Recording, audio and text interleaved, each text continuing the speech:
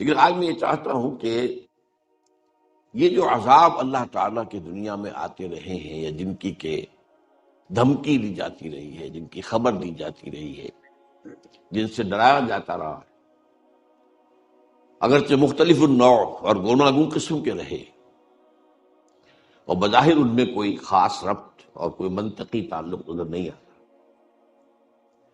لیکن یہ سب اللہ تعالیٰ کے ایک قانون کے تحت ہے۔ قرآن مجید میں اللہ کے قانون کو سنت اللہ کہا گیا ہے۔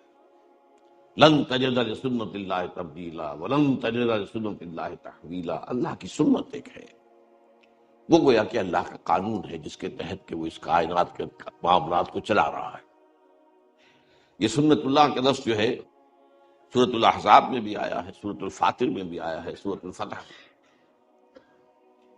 تو آج میں آپ کے سامنے رکھنا چاہتا ہوں کہ وہ سنت اللہ کیا ہے، عذاب خدابندی کے بارے میں اللہ کا قانون کیا ہے۔ اب یہ قانون بھی قرآن مجید میں کہیں ایک جگہ بیان نہیں ہوا ہے، اس کی دفعات جیسے کہ ہماری قانون کی کتابوں میں ہوتی ہے، دفعہ اتنے دفعہ اتنے دفعہ اتنے دفعہ وار اس کی ترتیب ہو، یہ نہیں ہے۔ قرآن مجید کا انداز یہ ہے ہی نہیں۔ قرآن مجید میں آپ کو معلوم نماز کا حکم تو آیا بے شمار مرتبہ، وضو کا کہیں آ رہا ہے، تیمم کا کہیں آ رہا ہے، رکوع و سجود کے کہیں اور تذکرہ ہو رہا ہے، قیام پر کہیں اور زور دیا جا رہا ہے۔ تو وہ سب کو جوڑ کر، اور ان کو جوڑنے والی شے سنت رسول صلی اللہ علیہ وسلم، لیکن یہ کہ ان کو جوڑ کر آدمی جو ہے وہ پورا معاملہ اخذ کر سکتا۔ تو قرآن مجید میں جو یہ عذاب خداوندی کا ذکر ہے، اس کے اعتبار سے جو سنت اللہ ہے وہ جو آئی ہے، تو اس پر جو غور و فکر میں نے کیا، اور یہ آج سے یوں سمجھیے کہ 15-16 سال قبل کی بات ہے، تو میری جو وہ کتاب ہے سابقہ اور موجودہ مسلمان امتوں کا ماضی، حال اور مستقبل، اس کا دوسرا چیپٹر اسی موضوع پر ہے، میں آج اسی پر گفتگو کر رہا ہوں۔ یہ سنت اللہ کیا ہے؟ 5 باتیں اہم نوٹ کرنے کی۔ پہلا جو اصول ہے وہ یہ ہے کہ یہ دنیا دار الامتحان ہے، دار الجزا نہیں ہے۔ بیسیکلی یہ دار الامتحان ہے۔ خلق الموت والحیات لیبلوکم ایکم احسن عملا، سورہ ملک میں جو فرمایا، اس نے یہ موت اور حیات کا سلسلہ اس لیے بنایا ہے تاکہ تمہیں جانچے، پرکھے، آزمائے کہ کون ہے تم میں سے اچھے عمل کرنے والے۔ یہ ایک امتحانی وقفہ ہے۔ یہ بات ذہن میں رہے کہ قرآن مجید کی روح سے انسان کی زندگی جو ہے وہ بہت طویل عمل ہے، بہت طویل عمل ہے، بہت طویل عمل۔ وہ جو اقبال نے کہا ہے کہ تو اسے پیمانہ امروز و فردا سے نہ ناپ، یہ آج کل پرسوں، یہ 7 دن میں ہفتہ ہو گیا، پھر مہینہ ہو گیا، یہ پیمانے کیا ہے؟ انسان کی زندگی ان پیمانوں سے ناپی جانے والی نہیں۔ تو اسے پیمانہ امروز و فردا سے نہ ناپ، جاوداں پہ ہم دواں ہر دم جمع ہے۔ بہت طویل ہے۔ سب سے پہلی بات تو ہم جانتے ہیں ایک یہ حیات دنیاوی ہے، ایک حیات برزخی ہے، جو آج آنکھ بند ہوگی یہاں قبر میں اتار دیے جائیں گے تو حیات برزخی شروع، وہ بھی حیات ہے۔ پھر حیات اخروی ہے جس کا کوئی حد ہے ہی نہیں، جاوداں پہ ہم دواں ہر دم جمع ہے زندگی، وہ تو اس کا تو خاتمہ بھی ہے ہی نہیں۔ اور اس میں ایک اور بات جو لطیف ہے، جو میرا جو کتاب چاہے کہ زندگی، موت اور انسان، یہ چھوٹا سا کتاب چاہے، میرا خیال ہے 20-25 صفحے ہوں گے کل، اس میں ایک اور حقیقت میں نے بیان کی ہے۔ ایک زندگی اس دنیا میں آنے سے پہلے ہم گزار کے آئے، وہ زندگی تھی صرف روحانی زندگی، ارواح تھی ہماری، اجساد نہیں تھے، جسم نہیں تھے، اور ان ارواح سے اللہ نے عہد لیا تھا، الست بربکم قالوا بلی۔ ظاہر بات ہے کہ جن سے عہد لیا گیا ہے وہ کوئی معدوم شے تو نہیں تھی، وہ کوئی مردہ شے تو نہیں تھی۔ عہد تو ہوتا ہے، آپ کہتے ہیں میں بقائمی ہوش و حواس اقرار کرتا ہوں، تو بغیر کسی ہوش و حواس کے عہد کا کوئی سوال ہی نہیں۔ تو ایک زندگی ہماری وہ تھی جو اس دنیا میں آنے سے پہلے ہم گزار چکے ہیں۔ اسی کو قرآن مجید میں سورہ مومن میں جو بیان کیا گیا ہے یہ پھر اس میرے کتاب سے کوئی آپ پڑھیں گے تو بات پوری سمجھ میں آئے گی کہ جہنمی جو ہے نا یہ فریاد کریں گے، ربنا امتنا اثنتین واحییتنا اثنتین فاعترفنا بذنوبنا فہل الی خروج من سبیل۔ اے اللہ تو نے ہمیں 2 مرتبہ مارا، 2 مرتبہ زندہ کیا، تو اب یہاں سے نکلنے کی بھی کوئی شک ہے کہ نہیں؟ 2 مرتبہ مارا، اور مارا پہلے ہے امتنا اثنتین واحییتنا اثنتین، وہ ارواح کی تخلیق کے بعد ہمیں سلا دیا گیا، کولڈ سٹوریج میں رکھ دیا گیا، وہ پہلی موت تھی۔ پھر رحم مادر میں جب میرا حجولہ تیار ہو گیا 120 دن میں، پھر میری روح وہاں سے لا کر داخل کی گئی، اب یہ حیات دنیاوی شروع ہوگی، پھر موت ہوگی تو یہ جسم میرا جہاں سے آیا تھا وہیں جائے گا، وہ تو زمین سے آیا تھا، منہا خلقناکم وفیہا نعیدکم، لیکن وہ روح جہاں سے آئی تھی وہاں جائے گی۔ انا للہ و انا الیہ راجعون، اور وہ حیات اخروی ہے جس کی کوئی انتہا نہیں۔ تو اسے پیمانہ امروز و فردہ سے نہ نام جاویداں پہم دواں ہر دم جوان ہے۔ اس میں سے یہ وقفہ تھوڑا سا کیا ہے، ایک موت پھر زندگی پھر موت، یہ کیوں؟ یہ چھوٹا سا وقفہ 40 50 سال 70 سال، بلکہ 70 سال بھی ہو جائیں تو ان میں سے آپ نکال دیجئے، پہلے 15 20 سال تو ابھی شعور ہی نہیں ہوتا، اور بعد میں بھی جو ہے اگر کسی کو زیادہ عمر ملے تو پھر جو ہے انسان کے حواس اور اس کی قوا جو ہے ذہنی وہ کمزور پڑ جاتے ہیں۔ تو یہ تھوڑا سا وقفہ ہے، یہ گزر حقیقت، یہ ہے ایک امتحانی وقفہ، کہ ایک 3 گھنٹے کا امتحان ہوتا تھا جو ہم دیتے رہتے تھے بیٹھ کر، ایک 30 سال کا 30 برس کا امتحان ہے، اس میں امتحان ہونے کی حیثیت سے کوئی فرق نہیں۔ بہرحال اصل بات کیا تھی، یہ دنیا اصلاً دار الجزا نہیں ہے، یہ دار الامتحان ہے۔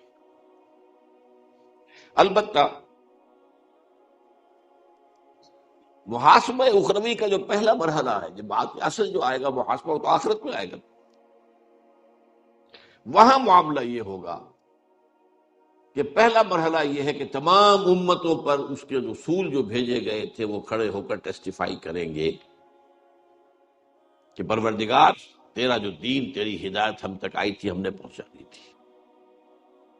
فَكَيْفَ إِذَا جِئْنَا مِن كُلِّ أُمَّةٍ بِشَهِيدٍ وَجِئْنَا بِكَ عَلَىٰ هَٰؤُلَاءِ شَهِيدًا۔ اس کے بعد پھر انڈیویجول معاملہ،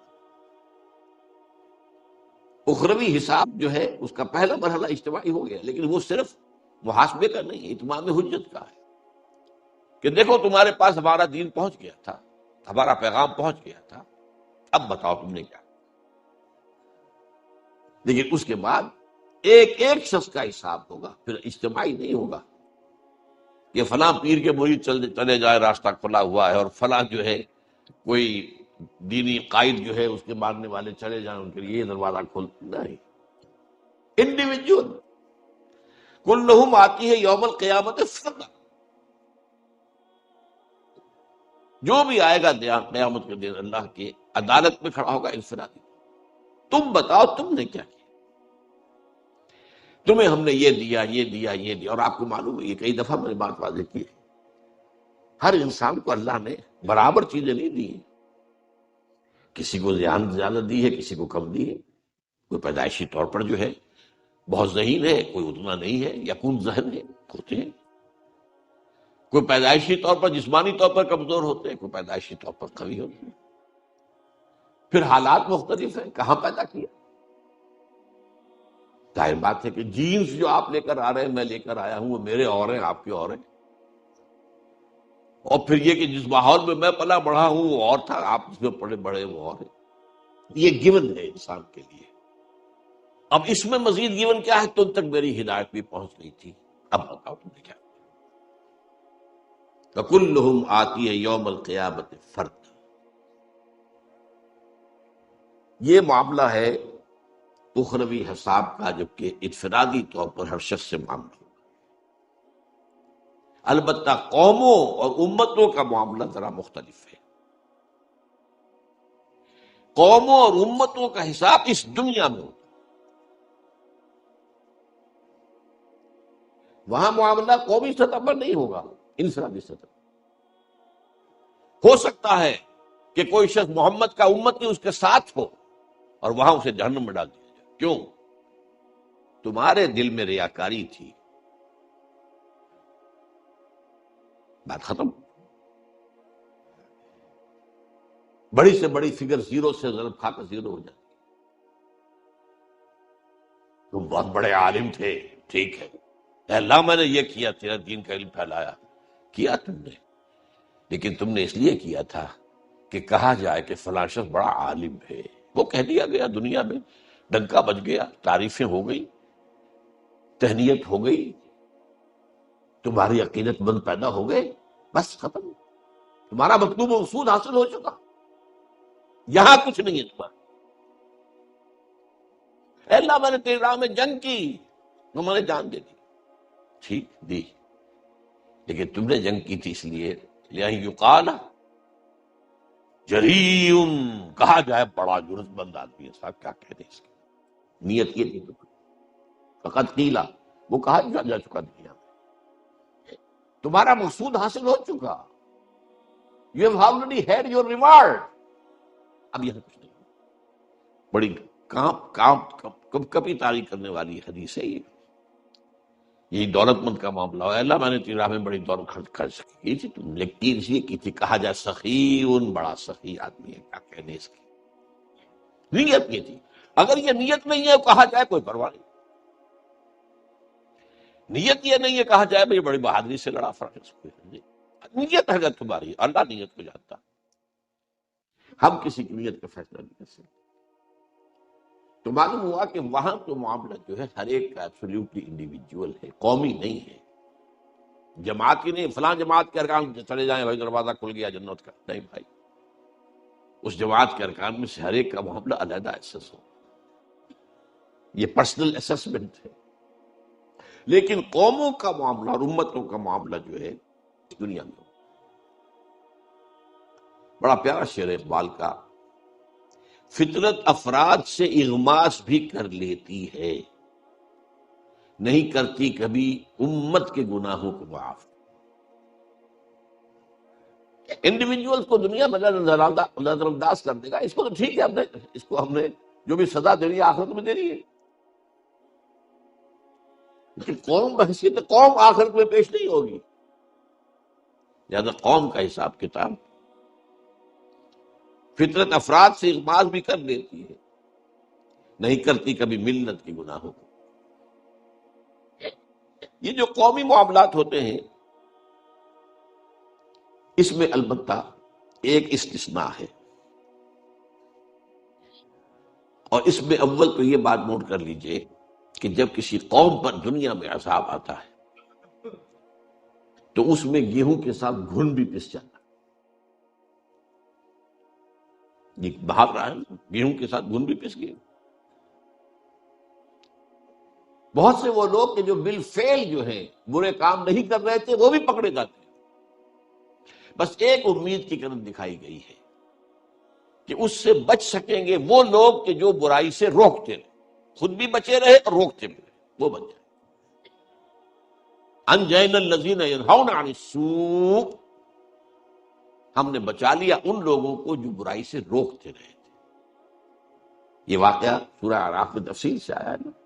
اصحاب السبت یہودیوں کا ایک قبیلہ تھا جو ایک ساحل پر آباد تھا، غالباً ایلات کی جو بندرگاہ کہلاتی ہے۔ اب ظاہر بات ہے کہ وہاں کیا روزی کیا تھی، مچھلیوں کا پکڑنا۔ اب ان کے ہاں ہفتے کے روز کوئی کام دنیا کا کرنا حرام تھا۔ حیوانات کو بھی اللہ نے شعور تو دے رکھا، مچھلیوں کو احساس ہو گیا کہ ایک دن ہفتے کا ایسا ہے جبکہ ہمیں کوئی کچھ نہیں کہتا، باقی 6 دن ہماری شامت ہوتی۔ وہ 6 دن جاتی تھی ڈیپ سی کے اندر، وہاں کون پکڑے؟ یہ آج کل کی طرح کی تو نہیں تھے ٹرالے بڑے سینکڑوں ٹن کا ٹرالا پھر رہا ہے اور ڈیپ سی میں سے جا کر مچھلیوں کو پکڑ رہا ہے، وہ تو نہیں تھا معاملہ۔ تو ساحل کے قریب سے ہی وہ اپنے مچھرے جو بھی تھوڑا بہت ان کے پاس جال تھا اس سے پکڑتے تھے۔ تو وہ 6 دن جو ہے وہ ڈیپ سی میں چلے گئے، اور 7ویں دن جو ہے ہفتے کے روز آ کر اٹکیلیاں کر رہی ہیں، مچھلیاں اچھل رہی ہیں، کود رہی ہیں، یہ بیٹھے دیکھ رہے ہیں۔ اس میں امتحان ہو گیا۔ کچھ لوگوں نے ہیلا تراشا ایک، اچھا ایسا کرتے ہیں کہ ہفتے کے روز جا کر گڑھے کھود لیتے ہیں سمندر کے کنارے کے ساتھ ساتھ، اور نالی بنا دیتے ہیں کہ سمندر کا پانی ان میں آ جائے، مچھلیاں بھی آ جائیں گی، پھر ہم وہ بند کر دیں گے ہفتے کی شام تک، اتوار کو جا کے پکڑ لیں گے۔ تو اتوار کو پکڑانا ہم نے، ہفتے کو تو کچھ نہیں کیا۔ یہ ہے وہ ہیلا جو مذہبی ہیلا کرتا ہے نا آدمی، کہ ایک حکم کی اصل حکمت ختم، اس کا ڈھانچہ باقی رہ جائے۔ اس پر آیا قوم 3 حصوں میں تقسیم ہو گئی، ایک وہ جو بالفعل یہ کام کر رہے تھے، ایک وہ جو یہ کام نہیں کرتے تھے لیکن روکتے بھی نہیں تھے، ایک وہ جو رکے ہوئے بھی تھے اور روکتے بھی۔ تو جب عذاب آیا اللہ کا، انجینا الذین ینہون عن السوء، ہم نے نجات دے دی ان کو کہ جو اس بدی سے روکتے رہے تھے۔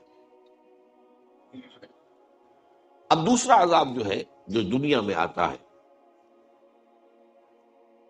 جو عذاب استیصال ہے، جو آتا رہا ہے، اب اس کا سلسلہ بند ہے سوائے ایک ماضی کے قرض کے کہ جو ادا ہونا ہے۔ اس کو اچھی طرح سمجھ لیجیے بات ہے۔ عذاب استیصال کسے کہتے ہیں؟ اصل کہتے ہیں جڑ کو، جڑ سے اکھاڑ لینا۔ ایک تو یہ ہے کہ آپ نے کسی پودے کو کاٹ دیا، اس کا تنا ہے، اس میں پھر کوئی شاخ نکل آئے گی، پھر کوئی پتیاں آ جائیں گی، آپ نے جڑ سے اکھیڑ لیا تو کچھ سوال نہیں۔ تو عذاب استثناء وہ ہے جو قوموں پر آیا اس انداز میں کہ ان کی جڑ کاٹ دی۔ اس کے لیے قرآن مجید جو الفاظ استعمال کرتا ہے وہ کیا ہے؟ کالم یغنو فیہا، ایسے ہوگا جیسے تھے ہی نہیں، جس کو ہم کہتے ہیں نسیم منسیہ ہو۔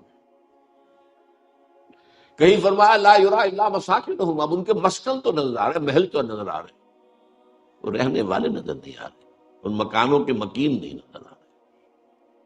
سمود کے محل پہاڑوں کے اندر کھود کھود کر جو بنائے آج بھی نظر آتے، آج جا کے دیکھ لیجیے، 7,000 سال پرانی شہر وہ آج کی نہیں، یو کین گو اینڈ سی دم۔ اور تیسری اصطلاح ہے فَقُطِعَ دَابِرُ الْقَوْمِ الَّذِينَ ظَلَمُوا، اس ظالم قوم کی جڑ کاٹ۔ اس لیے میں نے اس کے لیے لفظ آپ کو بھی بتایا، استیصال ایک استحصال ہے، ہے کے ساتھ کسی سے کوئی زبردستی فائدہ لینا، استحصال، یہ استحصالی معاشرہ ہے، ایکسپلائٹیٹو ہے، ایکسپلائٹیشن، ایک استیصال اصل سے جڑ سے اٹھا۔ یہ کن قوموں پر آتا ہے یا آیا ہے؟ جن کے پاس اللہ کو رسول بھیج دے، اور رسول اپنے قول اور اپنے عمل سے، اپنی دعوت سے اتمام حجت کر دے، اور قوم بحیثیت مجموعی اسے رد کرے۔ اس میں پہلی بات نوٹ کیجیے، یہ انبیاء کا معاملہ یہ نہیں، رسولوں کا معاملہ، رسول کا لفظ ہے۔ یہ ابھی میں آپ کو آیات میں سناؤں گا۔ رسول بھیجا جائے معین طور پر، جاؤ ادھر، اذهب الى فرعون انه طغى، جاؤ موسیٰ فرعون کی طرف۔ اب یہ رسول ہے۔ حضرت یوسف اس طرح بھیجے نہیں گئے تھے، وہ نبی تھے، رسول نہیں تھے۔ سمجھ رہے ہیں میری بات؟ نبی اور رسول میں بہت فرق ہے۔ بس ایک بات جو ہے سب کے نزدیک متفق علیہ ہے، نبی عام ہے، رسول خاص ہے۔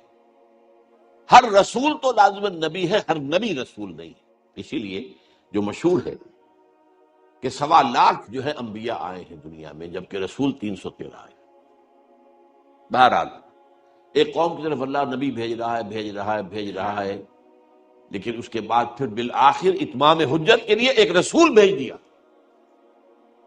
اب اس رسول کی دعوت کا بحیثیت مجموعی انکار کیا، 2 4 6 8 10 آدمی آ گئے، بس اللہ خسن، ان پر وہ عذاب استیصال ہے۔ گویا کہ ثابت ہو جاتا ہے اس قوم میں کوئی خیر نہیں ہے۔ وہ جو میں نے کچھ دنوں پہلے آپ کو سورہ نوح کی آیات سنائی تھی،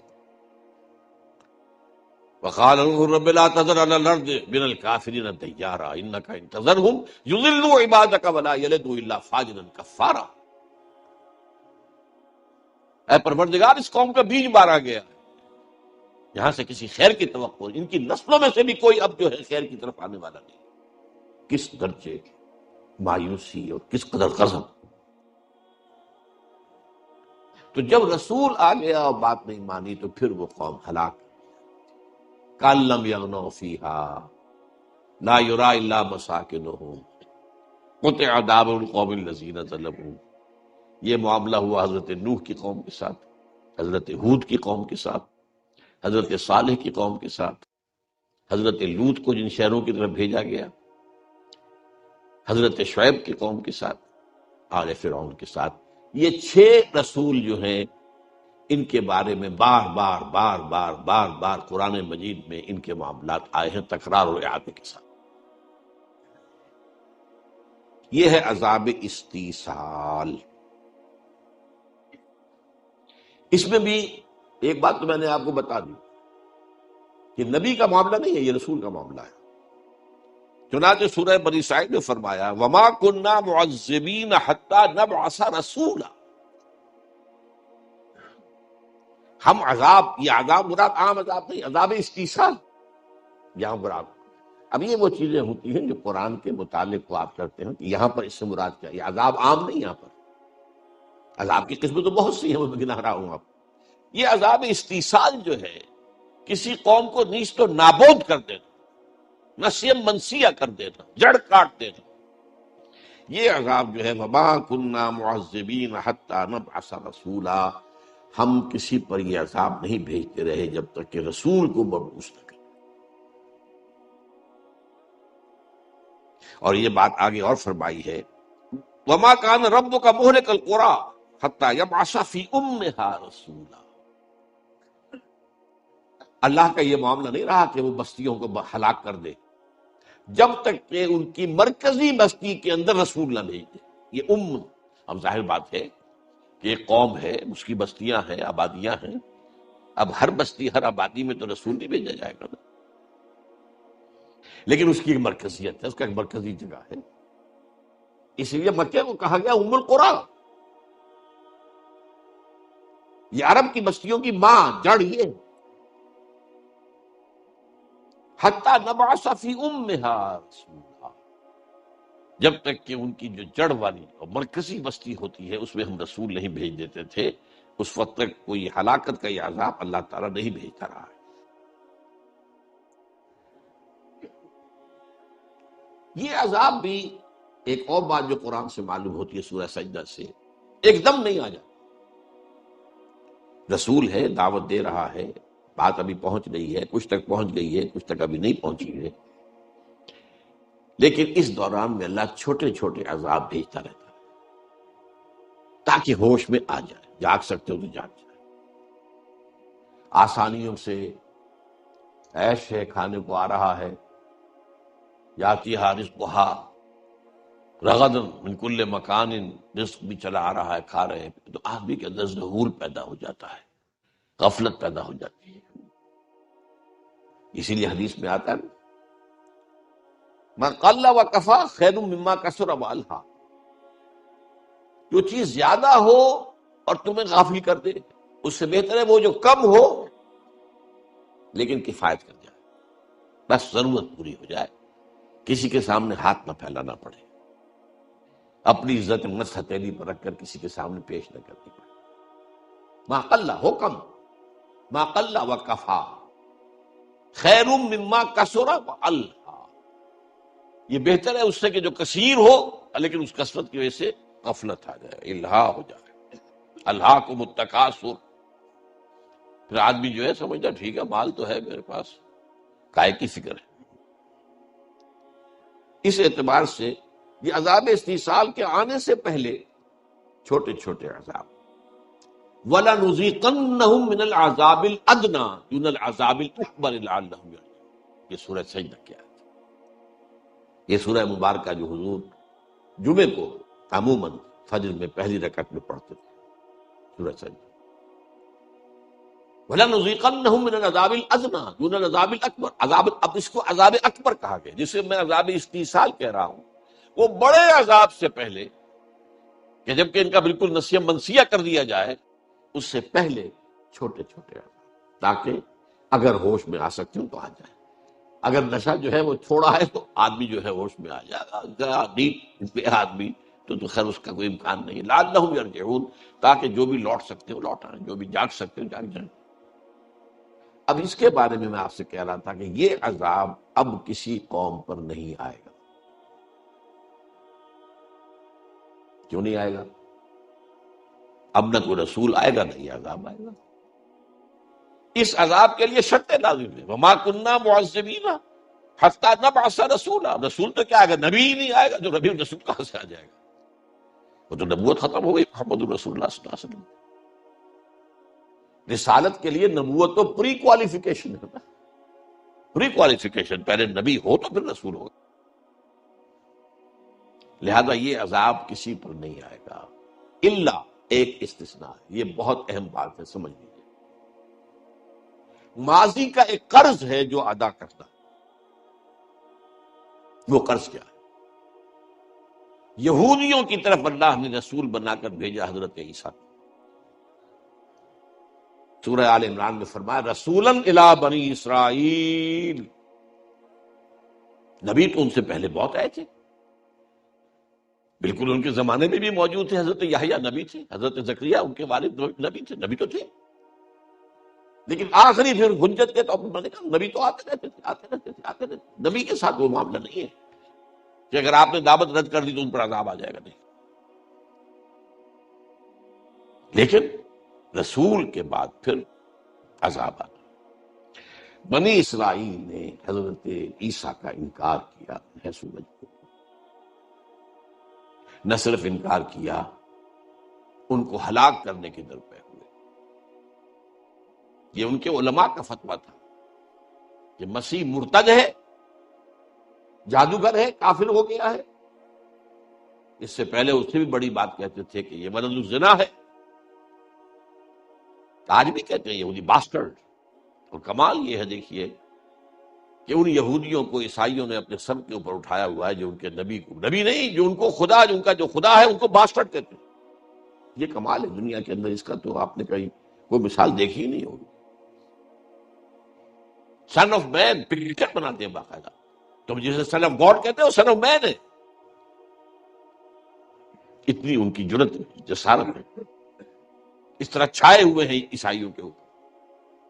فرنگ کی رگے جہاں پنجہ یہود میں، عیسائیت در حقیقت پنجہ یہود کے اندر ہے، اعلی کار ہے۔ لہذا اللہ نے کیا کیا، ایک شکل تو یہ تھی کہ اسی وقت یہود کے اوپر عذاب استحصال آ جاتا۔ اللہ نے جیسے کہتے ہیں کہ ذرا اس مقدمے کو ابھی فریز کر دیجیے، عیسیٰ کو اٹھا لیا زندہ اور ان پر سے عذاب ڈال دیا، انہیں ایک اور موقع دیا گیا۔ محمد صلی اللہ علیہ وسلم کی آمد پر اب بھی تمہارے لیے موقع ہے، اگر ایمان لے آؤ محمد پر صلی اللہ علیہ وسلم، تمہاری نجات ہو جائے۔ انہوں نے حضور کو نہ صرف رد کیا بلکہ بدترین دشمن جو ہیں، حضور کے زمانے سے لے کر اس زمانے تک بدترین دشمن یہودی ہے۔ ہندو تو ایک لوکل سا معاملہ ہے، ہندو ہندوستان کی سرحدوں سے باہر کبھی نکلا ہی نہیں، وہ تو ایک بہت ہی ایک اپنے ہی جو بھی کہیے گولیا کے اندر گڑ پھوڑنا، ان کے اندر بھی دشمنی بہت ہے، لیکن آپ مقابلہ نہیں کہ جو یہود کے اندر دشمنی ہے حضور۔ تو یہ جو یہود کا معاملہ تھا، یہ قرض ہے ابھی جو ادا ہونا ہے، اور اسی لیے آپ کے علم میں ہونا چاہیے، احادیث صحیحہ سے ثابت ہے حضرت مسیح ہی دوبارہ آئیں گے، نزول مسیح، اور انہی کے ہاتھوں عذاب آئے۔ یہ قرض ہے پچھلا جو ادا ہوگا۔ تو یہ سمجھ لیجئے کہ اس میں ایک صرف استثناء ہے اور وہ یہود کا ہے، اور یہ تو معلوم ہوتا ہے کہ جو ان کے پیش نظر ہے گریٹر اسرائیل قائم کرنا، وہ ایک دفعہ تو ہو جائے گا۔ روکنے والا ہے کون ان کا؟ آپ کو معلوم ہے پیا بنے کوتوال ڈر کا ہے کا، دنیا کا کوتوال امریکہ کا ہے، امریکہ میرے پنجے میں ہے، ختم بات۔ ابھی جو انتخاب وہاں ہوا ہے کھل کر کہہ دیا تھا یہ ہمارا ہی ساتھی ہے، ہمارا ہی، یہ تو خاص طور پر ہمارا ساتھی ہے۔ اس نے تو، اوباما نے تو اپنا وائٹ ہاؤس کا جو چیف آف سٹاف بنایا وہ یہودی، کٹر یہودی، کٹر یہودی، لیکوڈ پارٹی سے تعلق رکھنے والا، ایکسٹریم رائٹسٹ، زائنسٹ۔ ابھی جو کچھ ہوا ہے خاموش رہا ہے اوباما، ایک حرف نہیں کہا اس نے، جو کچھ بھی فلسطینیوں کے اوپر اور غزہ میں جو بھی قیامت ڈھائی گئی ہے ایک حرف نہیں کہا۔ دو باتوں کے بارے میں وہ پازیٹیو رہا ہے، اسرائیل کا ساتھ اور افغانستان میں رہنا ہے، اور پاکستان کا بھی برکس نکال دینا ہے اگر باز نہیں آتا۔ ہی از کنسسٹنٹ آن دیٹ، اور یہ بات اب کہی جا رہی ہے کہ بش کے مقابلے میں کہیں زیادہ سخت رویہ ہوگا اوباما، اس لیے کہ امریکن ایڈمنسٹریشن کا یہ خیال تھا کہ یہ جتنے پیسے ہم سے لے رہا ہے تو اتنا کام اصل میں کر نہیں رہا، بلکہ پاکستانی فوج کا ایک عنصر ہے کہ جو طالبان کو سنبھال کے رکھنا چاہتا ہے مستقبل کے لیے، کہ آئندہ یہ ہمارے ساتھی بن سکیں گے اور ہمارے مددگار بن سکیں گے۔ بہرحال یہ ایک میرے آج کے موضوع سے علیحدہ بات ہو گئی، میں صرف آپ کو یہ بتا رہا تھا کہ یہ استثناء ہے کہ وہ عذاب استیصال اب کسی اور قوم پر نہیں آ سکتا، اس لیے کہ نہ نبی آئے گا، نہ رسول آئے گا، نہ عذاب استیصال آئے گا۔ وما کننا معذبین حتی نبعث رسولا، اور وہ جو میں نے آپ کو آیت سنائی دوسری، وما کان ربک مہلک القری حتی یبعث فی امہا رسولا، سوائے اس کے کہ یہودیوں کا گریٹر اسرائیل بنے گا، لیکن یہی greater graveyard of the Jews,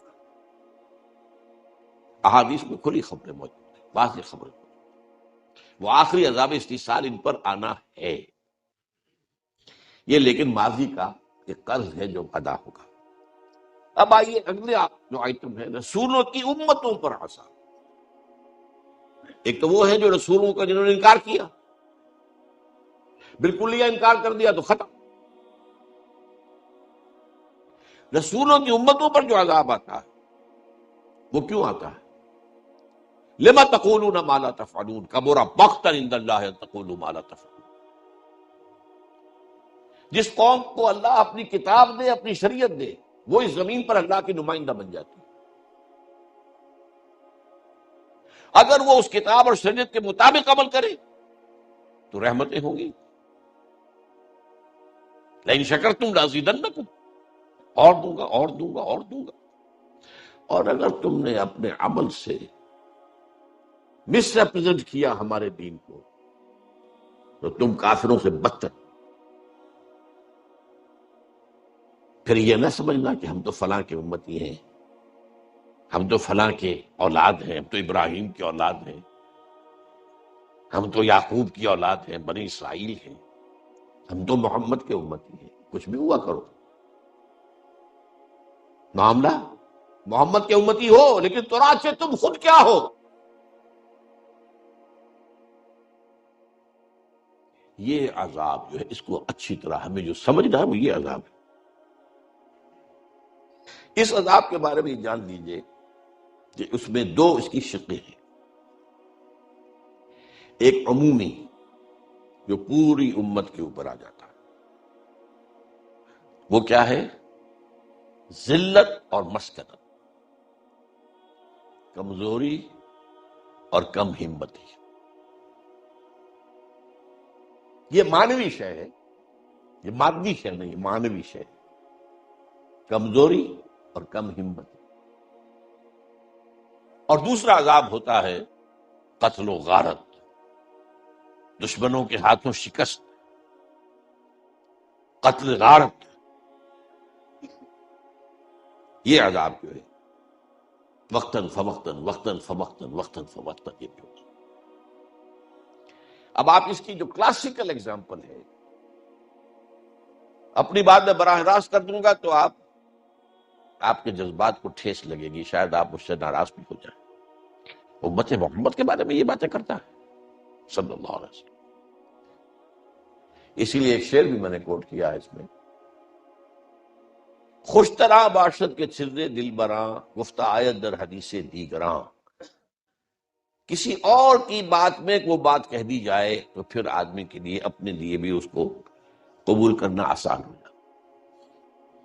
ہم سے پہلی امت تھی امت بنی اسرائیل، امت موسیٰ۔ موسیٰ صاحب کتاب تھے اور صاحب شریعت تھے، عیسیٰ صاحب شریعت نہیں تھے، صاحب کتاب تھے۔ عیسیٰ اصل میں وہی بنی اسرائیل کے سلسلے کی کڑی ہے، تو علیحدہ نہیں ہے۔ امت تو دو ہی ہے، امت موسیٰ، امت محمد صلی اللہ علیہ وسلم۔ اب آپ نوٹ کیجئے امت موسیٰ کے بارے میں قرآن 4 دفعہ کیا بات کہہ رہا ہے۔ سورہ بقرہ میں 2 دفعہ، یا بنی اسرائیل اذکروا نعمتی التی انعمت علیکم وانی فضلتکم علی العالمین۔ یہ تو اتنی تمہیں یاد ہوں گی آیتیں۔ 6 رکوع کی پہلی آیت بھی یہی ہے، 15 رکوع کی پہلی آیت پھر یہی، ایگزیکٹلی دی سیم ورڈز۔ اے بنی اسرائیل یاد کرو میرے اس احسان کو جو تم پر ہوا، اور میں نے تمہیں تمام جہان والوں پر فضیلت دی تھی۔ یہ الفاظ یہ کسی یہودی کے نہیں ہیں، یہ اللہ کے کلام۔ یہ کوئی تورات کے نہیں ہے کہ کسی نے لکھ دیا ہوا یہودی نے، شامل کر دیے ہوں گے الفاظ۔ اس سے آگے بڑھیے، سورہ جاسیہ میں فرمایا وَفَضَّلْنَاهُمْ عَلَى الْعَالَمِينَ۔ 3 دفعہ ہو گیا، 4تھی مرتبہ سورہ دخان میں ہے وَلَقَدْ اخْتَرْنَاهُمْ عَلَىٰ عِلْمٍ عَلَى الْعَالَمِينَ۔ ہم نے تو ان کو چن لیا تھا اپنے علم کی بنیاد پر تمام جہان والوں۔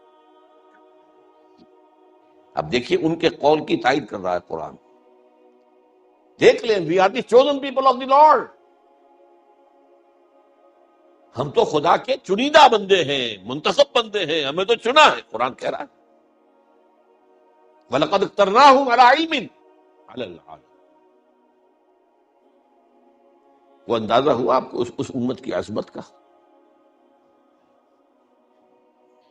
ویسے تو ہم لفظ یہودی گالی کے طور پہ استعمال کرتے ہیں، تو ٹھیک ہے، لیکن آپ اس امت کے بارے میں قرآن کیا کہہ رہا ہے؟ لیکن پھر اسی امت کے بارے میں ضربت علیہم الذلۃ والمسکنۃ وباؤوا بغضب من اللہ، ان پر ذلت اور مسکنت تھوپ دی گئی اور وہ اللہ کے عذاب کو لے کر لوٹے۔ یہ میں نے آپ کو بتایا 2 حصوں میں۔ ذلت و مسکنت معنوی ہے، کم ہمتی، جیسے کہا کہ نیوروسینیا، کسی شخص کو اعصاب کی کمزوری ہو جاتی ہے، اچھا بھلا ہے، سب کو ڈاکٹر دیکھ کے بتا رہے ہیں کوئی خرابی نہیں، کچھ نہیں، کوئی کمی، ہارٹ بھی ٹھیک ہے، سب ٹھیک ہے، بلڈ پریشر ٹھیک ہے، یہ بھی ٹھیک ہے، لیکن اندر سے معلوم تک کھوکھلا ہو گیا۔ اعصاب، یہ ہے مسکنت۔ ضرب علی، کسی پر تھوپ دینا، دے مارنا، جیسے کہ آپ دیہاتی کے اندر دیکھتے ہوں گے عورتیں جو ہے تھوپ، وہ جو ہوتا ہے کپلا، اسے کیوں دے کر مارتی ہیں دیوار پر تاکہ وہ چپک جائے۔ ضربت علیہم الذلۃ والمسکنۃ وباؤوا بغضب من اللہ۔ اور یہ 1 دفعہ نہیں، دوسری مرتبہ پھر آیا سورہ آل عمران میں، ضربت علیہم الذلۃ اینما ثقفوا الا بحبل من اللہ وحبل من الناس۔ ان پر مسکت، ان کے اوپر ذلت تھوپ دی گئی ہے جہاں کہیں بھی پائے جائیں گے، سوائے یہ کہ اللہ کی طرف سے ہی کوئی مہلت مل جائے یا کوئی لوگوں کا سہارا ہو جائے۔ آج لوگوں کے سہارے، عیسائیوں کے سہارے کھڑا ہوا یہودی، اپنے بل پر نہیں ہے۔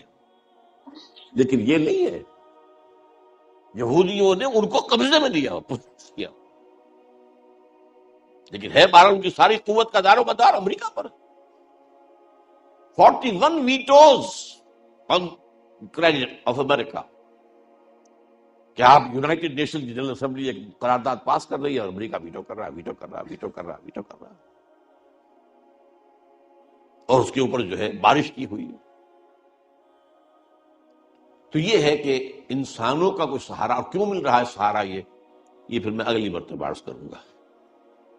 یہ امت مسلمہ پر جو آنے والا عذاب ہے، یہ وہ تلخ باب ہے جو میں اس کی تلخی کو کم کرنے کے لیے آج یہ آپ کو پہلے یہ نہ سمجھو کہ آپ ہی ہیں ریختہ کے تم ہی استاد نہیں ہو، غالب کہتے ہیں اگلے زمانے میں کوئی میر بھی تھا، تم ہی نہیں ہو امت مسلمہ، پہلے بھی ایک اور امت تھی جس کی سند میں آپ کو دے چکا، انی فضلتکم علی العالمین، فضلناہم علی العالمین، اخترناہم علی علم علی العالمین، ضربت علیہم الذلۃ والمسکنۃ وباؤوا بغضب من اللہ۔ غضب کیا ہوا؟ نمبر ایک، اشوریوں کے ہاتھوں بربادی ہوئی 700 قبل مسیح میں، کلدانیوں کے ہاتھوں، نیبوکڈنیزر کے ہاتھوں بربادی ہوئی، قتل عام ہوا، میسیکر ہوا، ہیکل سلیمانی گرایا گیا 587 قبل۔ پھر وہ دوبارہ اللہ نے ایک مہلت دی، پھر انہیں آباد کیا، پھر انہوں نے وہ بنایا اپنا ہیکل سلیمانی، پھر آ کر یونانیوں نے رگڑا، رومیوں نے رگڑا، اور رومیوں نے ایک رومن نے ٹائٹس نے 70 عیسوی میں وہ ان کا جو ہے ہیکل بھی گرا دیا، اور 1,33,000 یہودی ایک دن میں قتل کیے یروشلم میں، اور نکال دیا، نکل جاؤ فلسطین سے، کوئی نہیں تمہاری یہاں رہنے کی جگہ۔ کئی سو برس تک یہ یروشلم کی بستی اجڑی رہی۔ تو ہیڈریان بعد میں جو ایمپرر بنا روم کا، اس نے پھر سے دوبارہ آباد کیا اور نام بھی بدل دیا، یروشلم نہیں، ایلیا۔ حضور کے زمانے میں ایلیا اس کا نام تھا۔ اور یہ تو قرآن مجید کے نزول سے پہلے کی باتیں ہوئی، اشیریوں کے ہاتھوں تباہی، کلدانیوں کے ہاتھوں تباہی، یونانیوں کے ہاتھوں تباہی، رومیوں کے ہاتھوں تباہی، اور حضور کے بعد جرمنوں کے ہاتھوں تباہی جو پچھلی صدی۔ اب طرفہ تماشا نوٹ کر لیجئے، یہ سب کچھ ہے، لیکن وہ کہتے یہی رہیں گے، نحن ابناء اللہ واحباؤ، ہم تو اللہ کے بیٹے ہیں، چہیتے ہیں۔ ٹھیک ہے، تم چہیتے تھے، ٹھیک ہے، اللہ نے تمہیں چنا تھا، ٹھیک ہے، اخترناہم علی العالمین اللہ نے فرمایا ہے، لیکن اس کے بعد تمہارے اعمال، تمہارے کرتوت، اللہ تعالیٰ کا قاعدہ اور قانون وہ عمل کے ساتھ ہے۔ پیش کر غافل عمل کوئی اگر دفتر میں ہے۔ یہی وجہ میں نے آیت جو پڑھا سنائی تھی آپ کو، شروع میں کیا تھی وہ، وقالت اليہود والنصارى نحن ابناء اللہ واحباؤہ قل فلم يعذبكم بذنوبكم، ایسے ہی تم چہیتے اور لاڈلے ہو تو اللہ تمہیں کیوں عذاب دیتا رہا؟ تمہاری ایسی ایسی پٹائی، ایسی ایسی پٹائی، اشیریوں کے ہاتھوں تباہی، کلدانیوں کے ہاتھوں بربادی، 2 مرتبہ تمہارا خانہ کعبہ 2 مرتبہ گرا پڑا ہوا، سن 70 عیسوی سے لے کر آج تک 2009 تک گرا ہوا ہے۔ اب انہوں نے بنانا ہے، اب ان کے ایجنڈا میں شامل ہے، بنانا ہے۔ لیکن اس کے باوجود زوم یہ ہے کہ ہم اللہ کے چہیتے، we are the chosen people of the lord, اور زوم یہ ہے کہ لن تمسنا النار الا ایاما معدودات، ہمیں تو آگ چھو ہی نہیں سکتی، ہم یعقوب کی اولاد ہیں، بخشے بخشائے ہیں۔ یہ تو اللہ دوسروں کی آنکھوں میں دھول جھونکنے کے لیے ہمیں چند دن کے لیے شاید جہنم میں ڈال دے، ورنہ ہمیں نکال دے۔ یہ ہوتے ہیں وہ پھر عقیدے جو بن جاتے ہیں، جو راسخ ہو جاتے ہیں۔ حالات کچھ اور کہہ رہے ہیں اور ہم کچھ اور کہہ رہے ہیں، منچیوی گوئے بتبورہ منچیوی سرائے۔ کل یہ میں نے آج آپ کے سامنے قرآن کا قانون عذاب یہ آپ کے سامنے بیان کیا ہے۔ اقول قولی ھذا واستغفر اللہ لی ولکم۔